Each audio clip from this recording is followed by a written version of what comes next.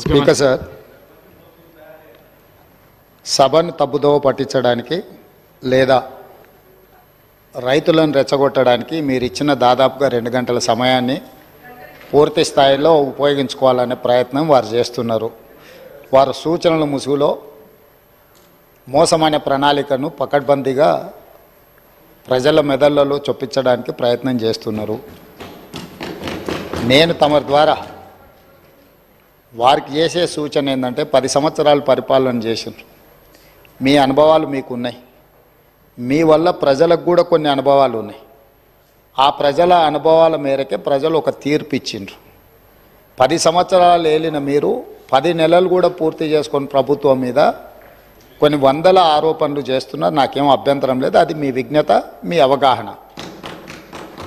అదేవిధంగా ఈరోజు వారు సిరిసిల్ల చేనేత కార్మికుల గురించి, బతుకమ్మ చీరల గురించి వారు గొప్పగా చెప్పిండ్రు. నాకేం అభ్యంతరం లేదు. చేనేత కార్మికులకు పని కల్పించడం కోసం ఆనాడు ప్రయత్నం చేసి ఈ పథకాన్ని ప్రవేశపెట్టినామన్నారు.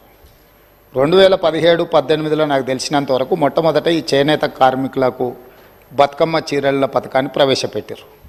నేను సూటిగా వారిని అడుగుతున్న ఒకటే మాట, అక్కడ ఇక్కడ డొంక తిరుగుడు కాకుండా మీరు ఈ పథకాన్ని ప్రారంభించిన సంవత్సరం మీరు సిరిసిల్లలో నేత కార్మికులకు పనిచ్చి బతుకమ్మ చీరలు తీసుకొచ్చి ఆడబిడ్డలకు పంచిపెట్టినరా, లేకపోతే మీ బినామీలకు కాంట్రాక్ట్లు ఇచ్చి సూరత్ వెళ్ళి సూరత్లో మీ తూకం కింద చీరలు తీసుకొచ్చి చీరల సైజు కంటే సైజు తక్కువ కట్ చేసి దండి కొట్టి ఆడబిడ్డలకు పంచిపెడితే ఆడబిడ్డలు తిరుగుబాటు చేసి ఇవి బతుకమ్మ చీరలు ఆడబిడ్డలు కట్టుకునేటివి కావు అని చెప్పి ఆడబిడ్డలు తిరుగుబాటు చేసిన మాట వాస్తవం కాదా?